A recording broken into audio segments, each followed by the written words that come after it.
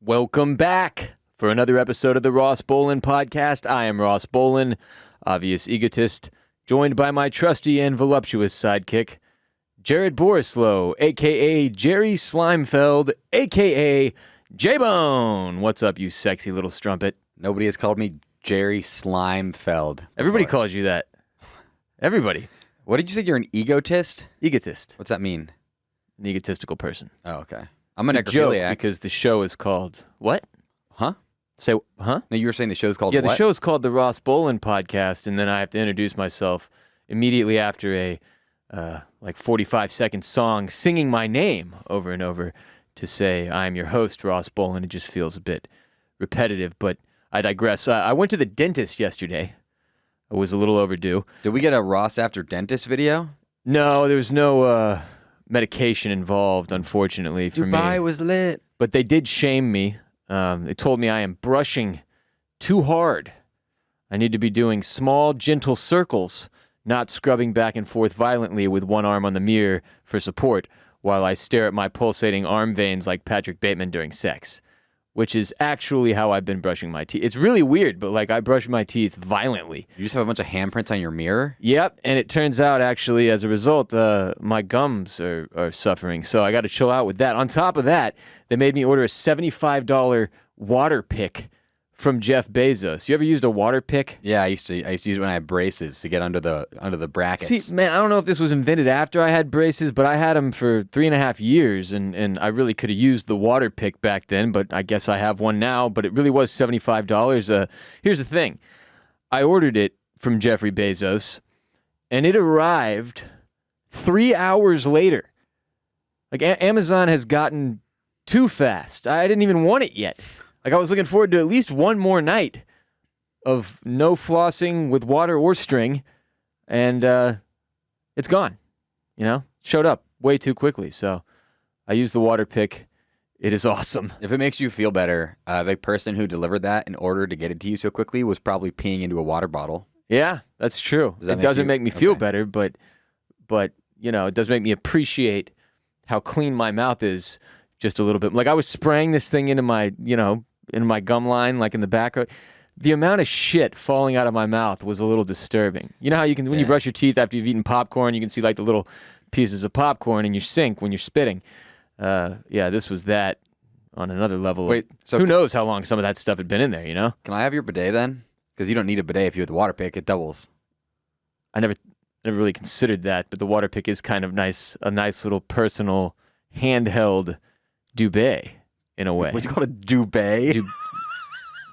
What is it called? It's a bidet. Bidet. A duvet is a bed sheet. Is a bed sheet cover thing, yeah. Anyway, let's get into our first segment.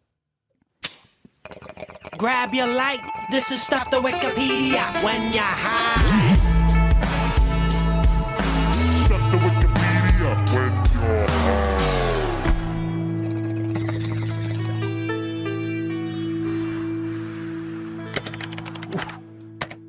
Today's Stuff to Wikipedia when you're high is the Noid. The Noid. Are you familiar with the Noid? So all I know about the Noid is that it has been brought back for a Papa John's commercial campaign or something. Incorrect, sir. Close. Very close. But no cigar. The Noid is an advertising character for Domino's Pizza. Okay. Domino's, not Papa John's. But, it was created in the 1980s. He was clad in a red, skin-tight, rabbit-eared bodysuit with a black N inscribed in a white circle on his chest. The Noid was a physical manifestation of all the challenges inherent in getting a pizza delivered in 30 minutes or less. That's not a complex character at all. Though persistent, his efforts were repeatedly thwarted, which seems odd. You would think you'd want your superhero advertising for your pizza company to have success in delivering a pizza in 30 minutes or less, not to be thwarted. Similar to the Hamburglar, right? I don't think he stole the hamburger because but they're not trying. McDonald's doesn't want you to steal hamburgers. They do want their pizza delivered in 30 minutes or less by the Noid, who was repeatedly thwarted. So you're saying they created a character to make their lives harder? He failed. at his superhero duty, is what I'm saying. But it was created in 1986 by Group 243, the advertising agency of record for Domino's Pizza. The commercials that featured the character used the slogan, "Avoid the Noid." So in 1988, a Saturday morning cartoon series called The Noids was planned by CBS that would have featured the Noid, but the series was scrapped amid complaints that it was merely an advertising ploy and not a show for children. This reminds me of the Geico Caveman TV show that existed for a little bit. Which was clearly just an advertising ploy for Domino's Insurance. Yes. They Geico. They probably Geico sell Insurance. pizza insurance at this point. Yeah. So after they got shut down attempting to insert the Noid, their Domino's Pizza advertising cartoon superhero, into a television show of his own, they redirected their efforts toward video games. And as part of an advertising campaign, a computer game was released in 1989 called Avoid the Noid. So they end up getting a computer game. The object of the game is to deliver a pizza within a half-hour time limit in an apartment building swarming with Noids, some of which are armed with pizza-seeking missiles or water balloons. I can get behind this game. Probably a platformer of sorts. In 1990, Capcom released a different video game, Yo Noid, for the NES. What the hell? How many video games did they... So then, the fascinating thing about the Noid is that the next entry on the Wikipedia page reads, "The Noid Hostage Incident." Oh, God. On January 30th, 1989, Kenneth Lamar Noid, a mentally ill man who thought the ad campaign was a personal attack on himself, entered a Domino's restaurant in Chamblee, Georgia. Armed with a .357 Magnum, Noid held 2 employees hostage for over 5 hours. After telling the employees that Domino's owner Tom Manahan had stolen his name, he forced them to call Domino's headquarters and demand $100,000 in a white limousine as getaway transportation. Nobody has ever wanted a white limousine unless they're like going to prom. Usually it's a helicopter, a fighter jet. This guy wanted a white limousine and $100,000. Yeah, I don't think you're going to lose that white limousine. And also, if you're trying to make a getaway, a long vehicle makes it really hard to make corners. Yeah, you ever watched a police chase guy? That's what you're about to be involved in. A white limousine? Just a troll. Ooh, okay. What kind of Mentally limo do you ill think it would be? troll. Like a straight up like a regular classic one or like a Hummer limo? I think it's just a classic regular one. He didn't specify anything. I mean, that would have been a smart move.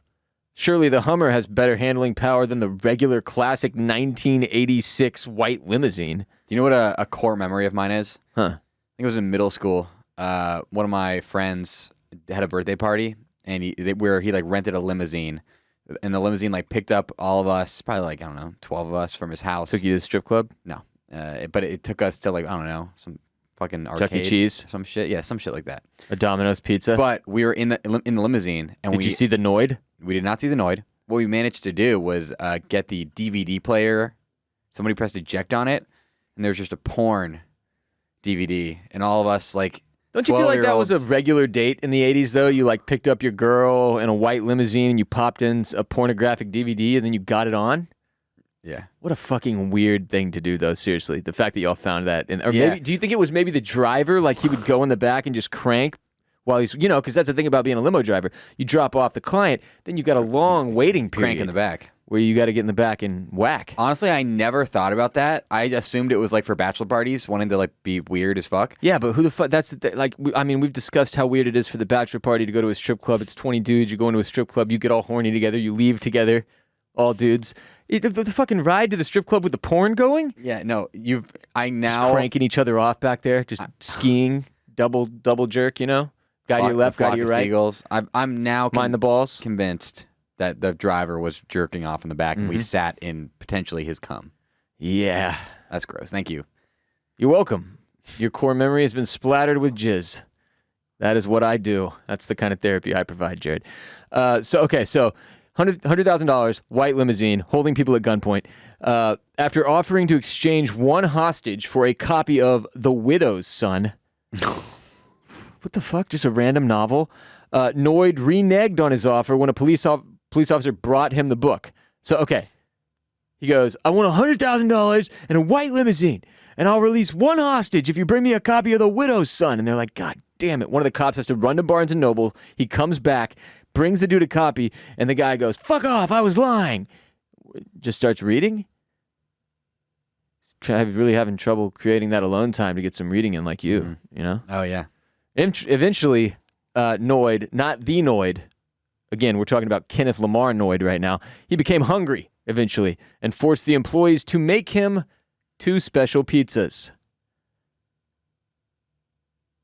Can you imagine being held at gunpoint, hostage, and they make you record a podcast? You have to do your job while being held hostage? Do you think they were the best fucking Domino's pizzas of all time? I feel like the nerves would make them be haphazardly thrown together. But I don't know. Then again, the threat of death. Yeah, maybe they just were total perfectionists with it. These things were incredible.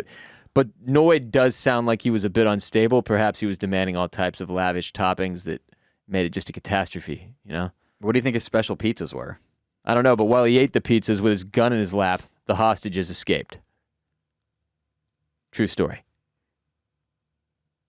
So I want to know, the hostages are sitting there.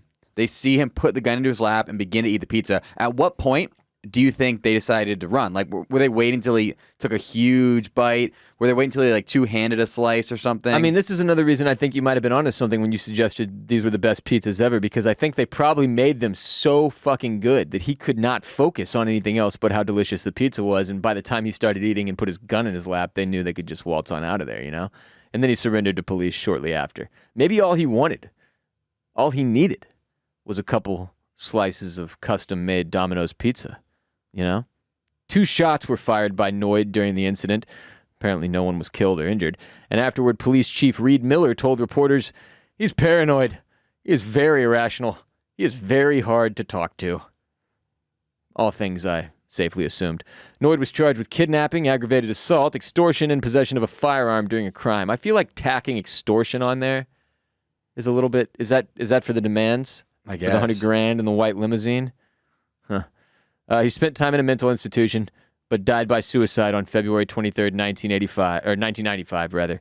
Didn't travel back in time to kill himself. That would have been even sadder. But not a happy ending to the story of Kenneth Lamar Noid. Bruce, stop that. Stop snorting into the door crack. Yeah, I was trying to keep a straight face. Bruce is smelling under the door, but he's just snorting. What the hell, man? I think he's just going to keep doing it. Yeah, he's going to keep doing it. Should I open the door? Yeah, let him out of there. He's just going to distract us from our performance. Go on. Be free. Go on. Be free, little boy. What does he think is out there? Oh, man, I wish it was on camera. He's freaking out. He's doing the thing where he's got the one leg up in the air, like curled up, like a pointer. He's ready to dart. Is he a pointer? Is he a pointer? Bruce. Is Bruce a pointer? That's the question you're asking me really right now to my face. Like if there's a rabbit in the yard, will he just like stand there and point at it? No. Okay. He's an Aussie. What? All right, shut the door. He's not leaving. You need to chill out, though. Quit snorting. We're trying to do our jobs here. Have some respect for the Noid. Yeah. The story's not even over. Then, after the fucking Noid hostage incident, the next bullet point on Wikipedia is Return of the Noid. The Noid never dies. He returned to television on April 2021. The character first appeared in a series of brief video ads on social media sites in which the Noid's face could be seen in a disruptive flash of video glitches over a shot of a meal included in a coupon promotion. And then Domino's officially confirmed the return of the Noid later in the month. He was subsequently included in the mobile game Crash Bandicoot on the Run as part of a tie-in promotion for the restaurant. Why the fuck does Domino's insist on forcing the Noid into video games? What is happening? How the fuck is he not a character on Fortnite yet? A playable skin. That's where they should be putting their money. Or Super Smash Bros. Crash Bandicoot on the Run? Imagine Super Smash Bros. I feel who would win in Super Smash Bros. Would it be the Noid or Mr. Game & Watch? Who the hell's Mr. Game & Watch? I don't know Mr. Game & Watch, bro. I was a big Pikachu guy. Pika Pika. Game & Watch is a goated Nintendo franchise. Never gets the love it deserves. It's a bunch of like little mini games with stick figures. The best one is when people are. What do you do? Oh, my favorite one. Well, no, remember Mr. Game Watch. He's the guy who has the frying pan of bacon and he throws bacon at you. You probably remember that. Mr. Now, Game the and best Watch. You're saying watch. Yeah. Spectacles, testicles, wallet, and watch. Okay. Watch. Now the best game. Yeah, this guy looks familiar. He's a stick figure. You see him in every bathroom you've ever been in. Well, he's not a stick figure. Oh, yes. Well, I mean, that's a hell of a stick figure. Yeah, it's a stick with Yeah, I don't accentuated know. features. Yeah. Now, He's not a stick figure, folks. I Google bet him. you can find a stick that looks like that. Now, my point being, the best ever Mr. Game & Watch game You're a stick figure is what you should have said. is it's I don't know what it's called, but essentially the game is that there's a burning building, and you're a member of like a 1920s fire brigade. There's 2 Game & Watches on either side of a trampoline, and you need to go and move around to catch people jumping out of this burning building to save their lives. And you have to like I'm looking at it now. they land in the trampoline, and you have to like bounce them while like and you have to manage all the different bouncing people. So and, like, you go have to back switch and forth. between Yes. Mr. Game and Watches. And why is he? Does he have a watch on? No. I don't see a watch. The game was called Game & Watch Gallery, so he's the character from Game & Watch Gallery. This is some dumb. This is somehow even dumber than the Noid. I think it's the least like given love to Nintendo character of all time. Because it's ass. No. Is that why? Because it's just absolutely trash. This I've- is the laziest game I've ever seen. I have played Game & Watch Gallery on the Game Boy non-color so many times. Who picks this character on Smash Bros? I do. Of course you do. He throws bacon at people. the most hipster character possible And on then- Smash Bros. and And, then that's he who you play uses- with. He uses the fire brigade trampoline to do his double jump. Good. God. I just do the Pikachu lightning bolt over and over and over and over on my brother's head while he spikes his controller into the ground and leaves the room screaming. I thought you'd be more of a NES guy. PK Fire. No. Guess my character. Every Mr. time. Game & Watch? No, it's actually not. Who is it? The most normie character of all time, but it's Link. no. That's pretty normie. Who? Samus. I love the fireball. That guy sucks. Worst character in the game Samus behind is a Mr. girl. Game & Watch. Samus is a girl. So That girl sucks. Worst character in the game behind Mr. Game & Watch. Anyway, congratulations to the Noid on his return to popular culture in the commercials and in Crash Bandicoot on the Run.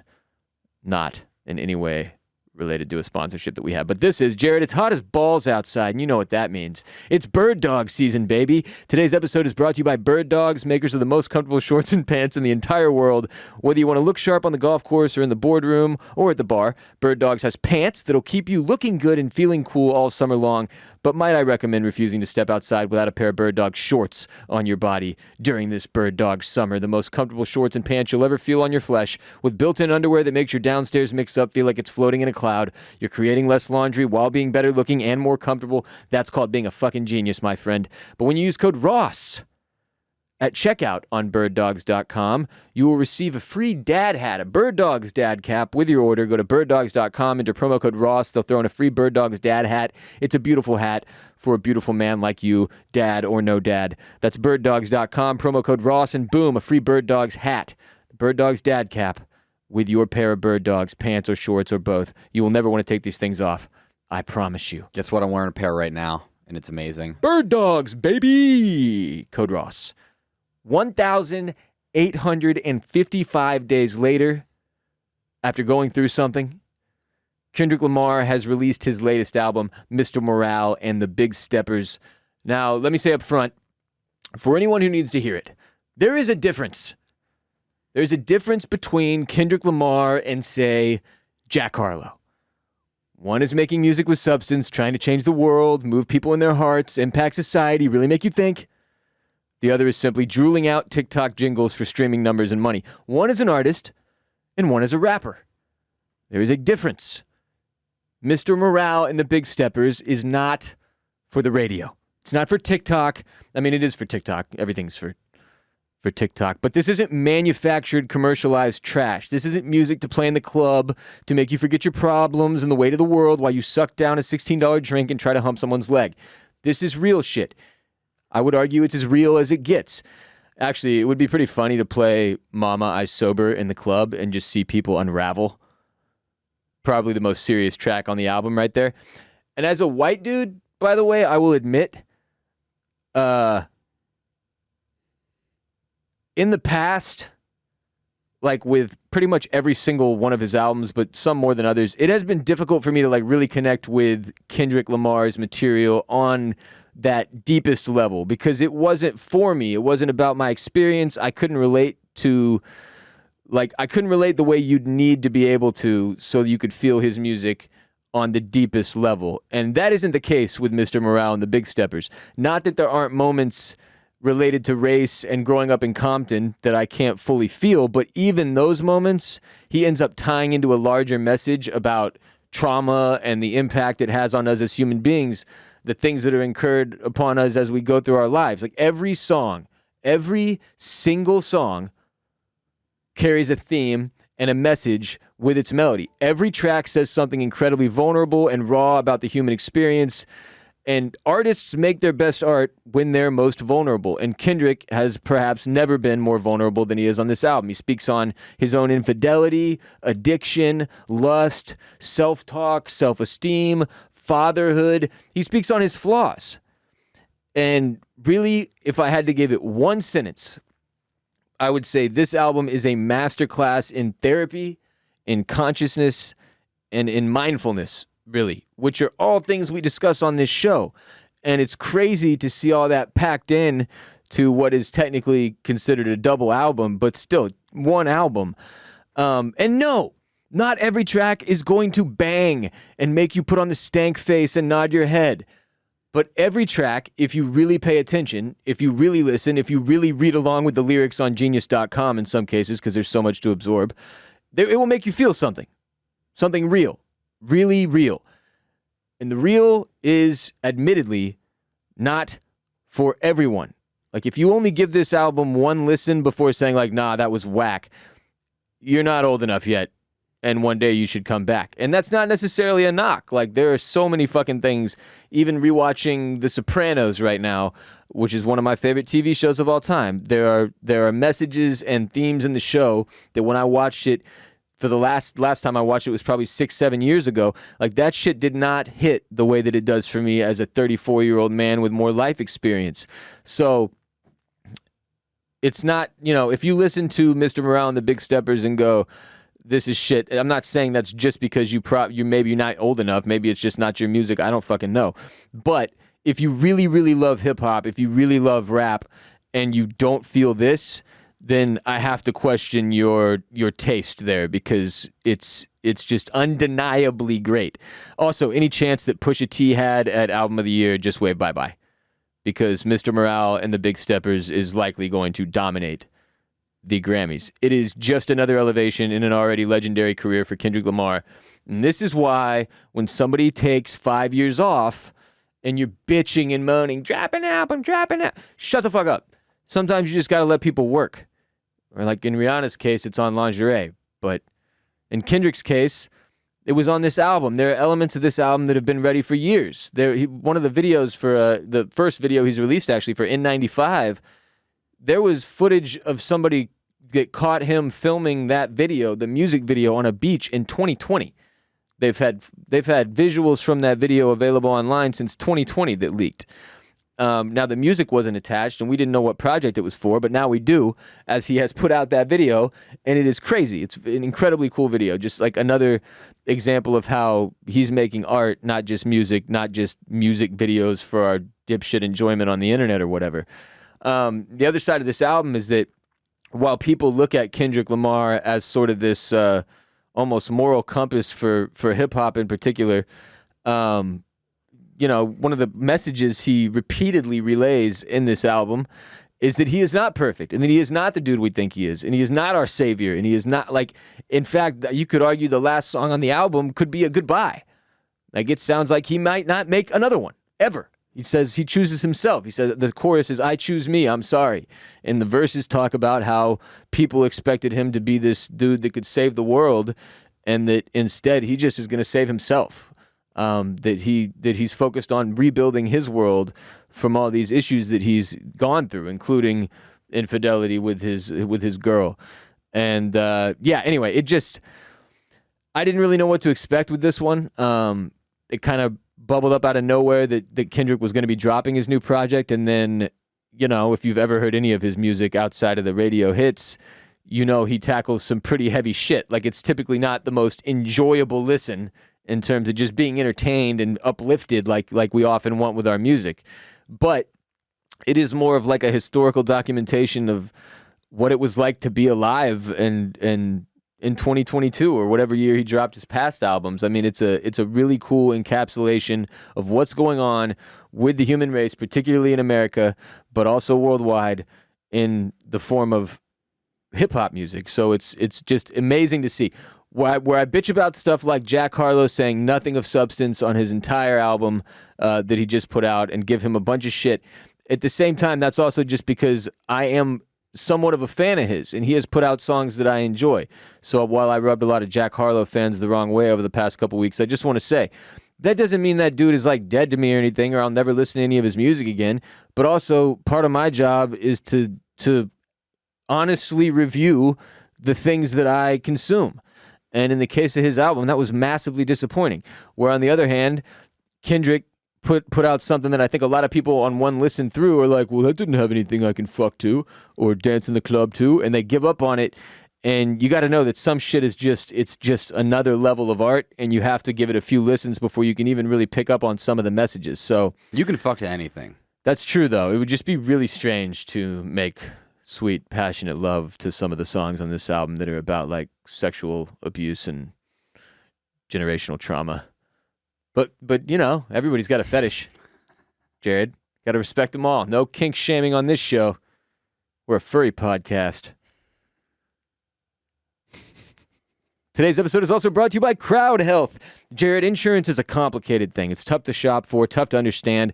Most people don't even know what they're really paying for. The government and big insurance companies always feel like they're standing in the way of us and quality care. Your health is being bought and sold to the highest bidder. Politicians, hospitals, big pharma, and health insurance companies make huge profits at the expense of your health. Lobbyists are always fighting to make sure they won't have competition and you won't have options. That's where CrowdHealth's disruptive technology puts your healthcare decisions back in your hands, saving you money, cutting out the middleman. It's not insurance. It's what insurance should be. CrowdHealth isn't health insurance. That's why it works. There are no deductibles, networks, complicated exclusions, or copays. You see any doctor you want, you pay the first $500 and submit any bills from there. The CrowdHealth community takes care of the rest. CrowdHealth is a new way to pay for your healthcare. No doctor networks, no huge premiums or high deductibles, no surprises. Putting the community back in community healthcare. Pay one low monthly total to fund your account. It's less than $200 a month for most people, and 100% of your monthly contribution directly funds and reduces the healthcare costs of the community. Unlike insurance, you're not limited by doctor networks, so how does CrowdHealth lower your yearly costs up to 60% less? Unlike insurance, CrowdHealth succeeds by keeping its members happy, not by driving up the price. They help members shop for great care at a fair price, make payments to doctors and members as quickly as possible, and negotiate on the community's behalf when unexpected bills arise. It totally reverses the vicious incentives that got the healthcare system into this mess in the first place. So stop paying health insurance companies your hard-earned dollars. Go to joincrowdhealth.com now and experience freedom from health insurance. Right now, you can get your first 6 months for just $99 per month. That's almost 50% off the normal price and a lot less than a high-deductible healthcare plan. Just go to joincrowdhealth.com. Use promo code RBP at sign-up. That's joincrowdhealth.com, promo code RBP. CrowdHealth is not health insurance. It's a totally different way of paying for healthcare. Terms and conditions may apply. Jared, speaking of healthcare, have you heard of the Liver King? Unfortunately, yes. Have you seen him on TikTok? Yeah. Okay, yeah. I think I had seen him here and there on social media over the past couple years because he has a very distinct look. He's not exactly a human you forget seeing. People say I look like him, except like the version that is not really, really muscular and cut. And according to Joe Rogan, on steroids. But the story today is that GQ put out this like 5,000 word article on this dude, okay? And I'm not going to sit here and read the whole thing, but I do have to read you a short piece from it. From GQ on the Liver King. A shirt would only muffle the Liver King's message that the modern world has made men unconscionably soft, and that the only way to fight back is by living more like our earliest, most jacked ancestors. The way to accomplish this, according to the Liver King, is by following his 9 ancestral tenets: sleep, eat, move, shield, connect, cold, sun, fight, and bond. Doing the most brutal workouts imaginable and, above all, eating more raw liver, the nutrient-dense meat favored by, as his website puts it, lions, great whites, and other wild alpha organisms. My dad likes liver. It's more of a Jewish thing, though, than a But raw? primal thing. I doubt it very much. I actually don't know. When you like do liver and onions or do like liver and that's celery. cooked. That's Are you cooked. sure? That's Are you cooked. sure? Yeah, I'm positive. I'm positive. I mean, No, it 1000%. looks gross I either get that way. shit. It still looks disgusting. I have it at Luby's on occasion. My mom always gets it at Luby's cafeteria. I'm a huge, huge fan of Luby's. Wait, your mom gets the liver and onions at Luby's? Yeah, really fucking disgusting. That might be the most like Texas thing It's just I've a ever horrid heard. order, in fact. Like, they have so many delicious options. I tend to go for the whole fried fish, not the Luann. I want the whole fried fish with mashed potatoes, brown gravy, mac and cheese, and I'm leaving there with a slight stomachache. Do you remember the time that Dylan was at Luby's and he almost got hit by a car because the car drove through the front door? No, Yeah, that's fucked up. it was. I'm glad he's okay. Yeah. Okay, back to the Liver King. It's a message that this is GQ again. It's a message the 45-year-old influencer, supplement brand owner, and self-styled CEO of the ancestral lifestyle, born Brian Johnson, wants to share with the world, and one that is communicated by most loudly and effectively by the Liver King's own bulging physique. In his videos on TikTok and Instagram, he submerges himself in ice baths, drags weights down his driveway using only his teeth, and generally subjects his body to the kind of treatment prohibited under international human rights agreements. In each of these clips, his muscles glare accusingly back at you, judging you for scrolling lamely through your phone instead of doing burpees in the middle of a crowded New York subway car like the Liver King did back in March. His abs are a testament to the grind, his pecs a condemnation of taking the easy way out. Just great stuff from GQ. But this dude in this interview maintains that he eats a pound of raw liver every day and understands the science behind it as he has a medical degree in biochemistry. I mean, Brian Johnson does.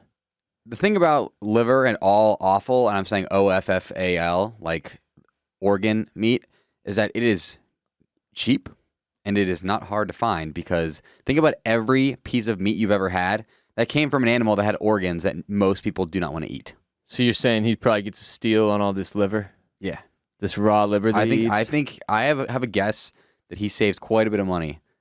But he also, being the kind of guy he is, might be like, I only get liver from the top 1% of alpha cows. Well, now he's selling supplements to all these jackasses who look at him and go, that's exactly what I want to be, which I do not want to know any of those people. I mean, he looks phenomenal.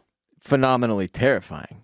Rogan accused him of being on steroids, says his body is not natural and that it looks like he pumps steroids into his ass. Not as like asshole, but like, like a shot in his cheek or whatever. Also, this guy, the Liver King, strictly against vegetables, preferring an animal's testicles for his nutrients. Quote, vegetables don't have the raw material required to produce a healthy set of testicles. Testicles do have everything required to produce and support and strengthen them. Okay, if we're going to use that logic, here's what he's actually saying then. Vegetables don't have everything you need to grow up to be a big, strong man. Now, eating big, strong men, that has everything you need to be a big, strong man. This is a very veering toward cannibalism here. It's just Yes. wildly off course. Yeah. You are what you eat is really just a saying, man. Fucking relax. Yeah, it's Psychopath. So this dude's concerning. housing raw liver. Yeah. And then instead of vegetables, testicles. Mm-hmm. And he doesn't specify. Oh, animals' testicles. But which animals? All of them. Pig testicles? Yeah. Horse testicles? Okay. Cow testicles? Probably. They're called Rocky Mountain oysters. I mean, if you really wanted to go for the fucking good testes, you'd be getting those alpha testes like the lions, the tigers, the bears. Oh, my. What about the goat? Goat's got big balls. Big old goat balls some of those goats have. Yeah, for sure. What other animals have huge sets of noids? Squirrels. Squirrels, some squirrel. Dude, it's nothing like seeing a squirrel with a huge pair of balls. Yeah. Just big old squirrel testicles. Yeah, that's good shit. It's something about the fact that they harvest nuts, Mm-hmm. and then having huge nuts themselves makes that humorous to my 12-year-old brain. Stuck forever as an adolescent. Anyway, the Liver King's terrifying. I don't recommend you take any supplements recommended by that man. He looks disheveled and deranged. But he also does kind of look like you if you did steroids for about 4.5 years, Jared. Yeah. He looks good. Which I now recall seeing on Twitter. Was that brought up on Twitter at some point? That he looked like you on steroids? That was probably Hot Jared. Because you got, I remember Hot Jared, but you've got similar heads, you I know. and the Liver King. I know. It's unfortunate. But I think your hairline's doing way better than his. I would rather look like Hot Jared because he clearly has he's clearly like healthy. Yeah, Hot Jared's got more of a male model look to him, where the Liver King has like an American Gladiators on methamphetamine look to him. Yeah. Yeah. But now that I've got a picture of him pulled up, I got to stand by Joe Rogan here. Typically, Joe and I don't see eye to eye on everything, you know. But in this case, if that guy's not on steroids, nobody is. I mean, literally, not a single person is on steroids if that guy's not on steroids. Not even Jason Giambi. Not even Jason Giambi. Damn. Not even him.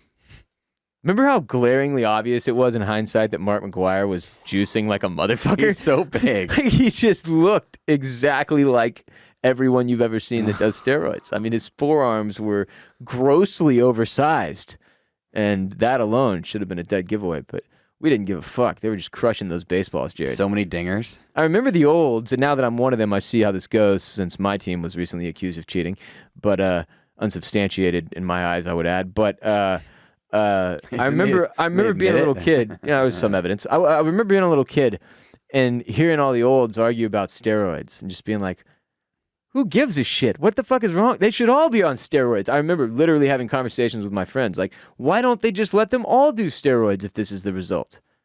And I think there's actually some negative side effects to your testicles, which is probably why the Liver King is housing testicles to try to offset the shrinkage of his own due to anabolic steroid use. Do you know who else was on steroids? Yeah, I do fucking steroids. The My New Haircut guy. Oh yeah, that was a Muscle internet milk, gym. HGH, power bars. That guy. If you are listening right now and you know what we're referencing, tweet at us. We would love to hear from you. Jaeger bombs. That would amaze me. Jaeger bombs. Okay, Jaeger so bombs. before we get out of here today, I have to play something. All right, a listener tagged me in a clip from an old ass episode 57, and it is just too ironic not to play, so we have to. This is July of 2018. Okay, like Bill Chungus was still a glimmer in my eye. I'd been dry less than a year, was in my first marriage, was at my former company. Okay, it was way back. Jared, run the clip. The competitive advantage PC players have with a mouse and keyboard over console players is fucking absurd. Building is so much easier with a mouse, and if you play Fortnite, you're aware that that's a huge part of the game. Aiming, too. Very easy. It's just an incredibly uneven playing field. And don't come at me with the, you can use a mouse and keyboard with your PS4 shit. Fuck that. Fuck you. If I wanted to go all out being a gamer and ruin my life, I'd buy a goddamn Alienware PC or some shit. I'd quit my job, I'd put on 45 pounds, and I'd get a divorce. I'm a console boy. This is my life. I will die a console boy. That guy did die a console boy. He was so wrong about so many things. But the irony being, of course, that I got a divorce. I ordered a gaming PC the next day, and now And 2000 quit your job. 2000. Well, I quit my job is technically what happened. Yeah, but the company we were at full blown failed, and now I'm 2,000 hours into full blown PC gaming life, and have 3 fucking full blown streaming PCs in the Bolen Media headquarters, all of which Jared and I and Cade work on a daily basis. So it's just slightly off. Just a bit outside. Well, you were right. I was really right, but I was right in ways that were wrong.